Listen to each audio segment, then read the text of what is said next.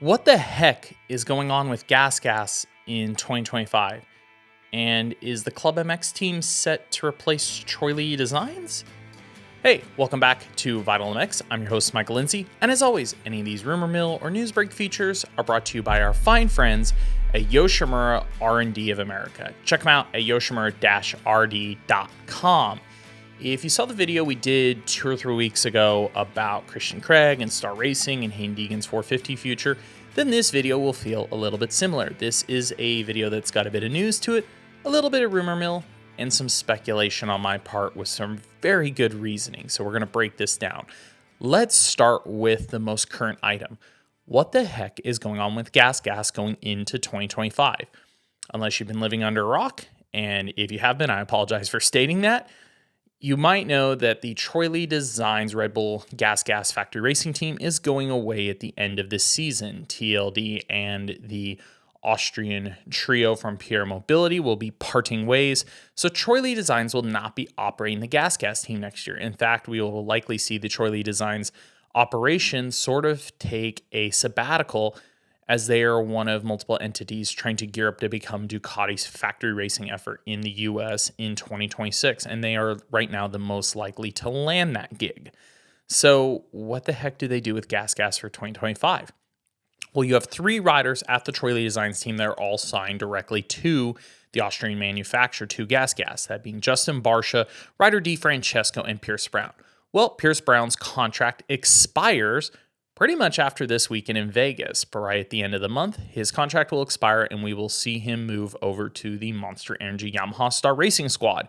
However, Ryder Di Francesco and Justin Barcia both have multi-year agreements that continue into 2025. They are owed a spot. They have jobs in hand. So what are they going to do with them? Well, this is sort of a short-term fix, but the easiest thing that the Austrian trios come up with is to basically move Di Francesco and Barcia into the Rockstar Energy Husqvarna factory racing team, but they will not be on Husqvarnas. Let me explain. Coming into this season, the Rockstar Energy Husqvarna team had 5 riders, 3 250F guys and 2 450s. They are shedding Christian Craig and Guillaume Ferris going into next year, leaving them with just Malcolm Stewart on a 450 full-time, RJ Hampshire pulling double duty, racing partial season on 250, partial season on 450, and then Casey Cochran doing his first full rookie season. They need more riders to meet their contract requirements, contracts with Fly for the 250F gear side of things, Rockstar, etc. So it's very easy to, okay, let's just grab Barcia and let's grab Di Francesco over here and bring them into the family fold. They have mechanics, they have everything. Because basically, outside of Frankie Latham, the interim team manager for outdoors for TLD team, nobody there is a KTM employee. They are all contract employees through Troy Lee Designs. Their racing effort, it doesn't sound like any of them have jobs next year. Frankie will move back into the KTM group directly. He'll either be moved to Husqvarna, KTM, some role. Frankie will have a job. Everybody else is out. So all they need to do is bring the 2 riders over. They have extra mechanics at Husky, hand them over, voila, we're good to go. But like I said, they will actually not be Rockstar Husqvarna riders. They will be Rockstar Energy GasGas riders. They have 2 semis. They both need to be Rockstar branded to fulfill their contract. So I don't know if they're going to put the GasGas bikes under one and slightly rebrand the truck, or if they're just going to say F it, go for a very neutral branding and put them all under the same semi. But Ryder D and Barcia will continue on GasGas.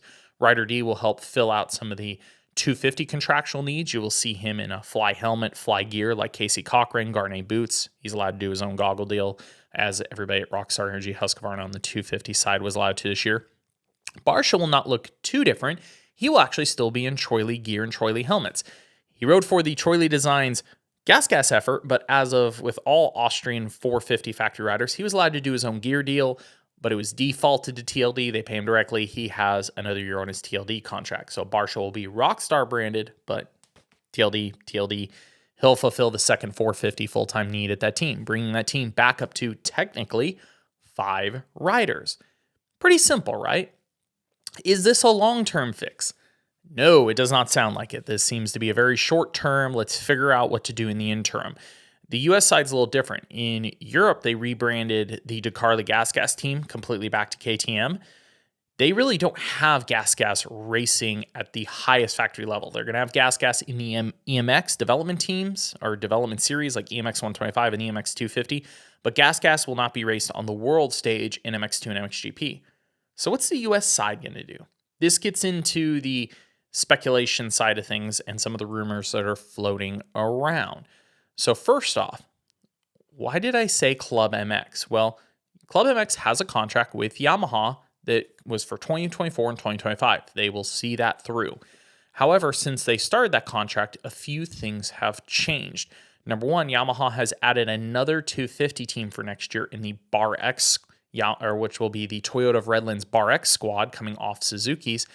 That team uses the same engine builder as well. So if you're Club, you're in kind of a weird spot where you've done all this development, you're trying to become the second, bring yourself up in the hierarchy of Yamaha, and then another team is added. They're using a lot of the same componentry as you.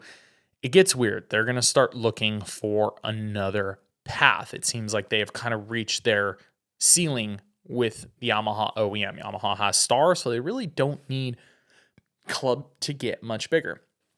Now, Club has been in conversations with the KTM group since before they signed their 2024 contract. There was some options, there was some negotiating and some back and forth on trying to get the ClubMX squad, and we believe that is back into full force looking at a 2026 and beyond deal. Why does the KTM group want Club? Why does this make sense? There is a few different reasons. So number one, with losing the TLD team, with downsizing of budgets, KTM is getting less bikes on track, the KTM group. They are aware of that in the US specifically with the split regional Supercross, everything. They would like to get more 250s on track. The Club team operates on smaller budgets than their factory teams and commonly fields 4 to 5 man 250 teams. That is very attractive to KTM because for the amount of support they can give Club, maybe a half to third of what the TLD team costs, they can get more riders on track. It also has a little bit of a development team feel to it, not as big as Red Bull, KTM, or Rockstar Husky. And they have a lot of amateurs in the pipeline, some really good talent thanks to Daniel Blair, their amateur team manager. So they need a home for these kids to go to unless you want to get in the position where we end up with a Nervolan situation where you kind of throw them in the deep end and it doesn't work out. They did that with Julian Beaumer this year, and at one point that was a little shaky, but Juju's come out of it strong as the season has come through its full force. But again, this gives them an option to sort of place people there. So they would be getting very typical bikes, factory motors, things of that nature. Suspension program could be through KTM WP. They could go in-house. That's the one thing KTM's a little bit looser on, but the engine program is very simple. Here's your factory motors, put them in the bike, good to go. So other than more bikes on track, why is the ClubMX team attractive to them? The facility. The ClubMX facility on over 200 acres, race shops, houses, nutrition gym, etc. KTM has a need for more area to keep their people. Their amateur riders, currently not all of them can really end up at Baker's factory. There's a limit of how many people can be there. They have a good amateur squad. Part of this deal is very simply they could look at the cash flow into the team as an opportunity to, okay, now we have access to your facility. All of our amateurs can go here for free and we can keep an eye on them. Again, their amateur team manager, Daniel Blair, is located in South Carolina, pretty close to ClubMX. So that gives you connect the dots of okay, this all starts to make a little more sense. They can keep all the amateurs there. The other one, this is off-road rumor mill stuff, but I'll throw it in here. The rumor is Caleb Russell is coming back to racing. If you don't know what that means for Supercross guys, no, I get it. Caleb Russell is a multi-time GNCC champion. He sort of has his own facility like Alden Baker does for KTM's off-road squad. Well, Caleb's coming back, apparently, on a Yamaha next year, supposedly. That relationship looks like it might be ending. So Club has enough property. They could do GNCC loops for these guys. They fulfill another need for KTM. It also gives KTM unique leverage with their Alden Baker deal. If they have certain things that aren't being done the way they want, or if that deal looks like in the future it could go away, they have a backup option. They have a leverage. They have a route here. Again, the amateurs can be there. Off-road can be there. Other support teams like the AO KTM team could be there. The ClubMX guys themselves would be there. It just gives them options. Also, even with their guys down in Florida, they want to try different terrains, different tracks, all stuff. Drag the guys 6-8 hours up the road, whatever it is. Let's go do some testing up here. for, again, a cost that would be less than what they're spending on the full factory GasGas effort Troy designs, they could get a larger team that has more of a development feel. They get a lot of options with it. And again, it helps Club because it puts them in a higher position hierarchy with an OEM than what they currently have. So would they ride, as I teased at the beginning, would they be the GasGas team? Possibly, possibly not. It really depends what the Austrian group decides to do with the GasGas brand going forward. It seems like in Europe, they've much more drawn the line. KTM is our factory racing team. We still have Husky, but GasGas is development. You could say the ClubMX team is development, but ClubMX is racing full professional Supercross and Pro Motocross. So I also could see them going the opposite route, going, no, similar to how we now have like 3 KTM teams in Europe. KTM is our racing brand. I could see them putting the ClubMX team actually on KTMs. Could go either way. We got another year, and as much craziness has been changing with this group of OEMs, they could change their mind by then on how exactly to decide to structure how their OEMs race, what brand is doing what. That's very, I hate to say the term because it's like a mark term, but fluid. It's a very fluid situation that could kind of change at any time. That's where we get. We have the TLD GasGas team going away. We have the 2 riders, Ryder D, Francesco, and Barsha being absorbed into GasGas. I don't think Barsha continues with them after next year. I could be wrong. I think he eyes up staying with Troy Ducati.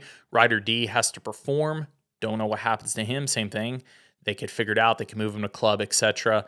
And then the ClubMX team will likely take over as another Austrian-based squad on either KTMs or GasGases in 2026 if all these puzzle pieces I'm hearing moving and seeing moving and connecting the dots all actually come together. Anyways, that's it for this episode. A little bit extra there in there to digest. Like I said, we got great feedback on the Star one, kind of talking about the next year or 2 in the future. Would love to hear your thoughts on this video or any of your thoughts on what I said, or do you have anything else to connect the dots? Something I'm missing, something that you're theorizing? Throw it in that comment section below. And as always, thanks for watching.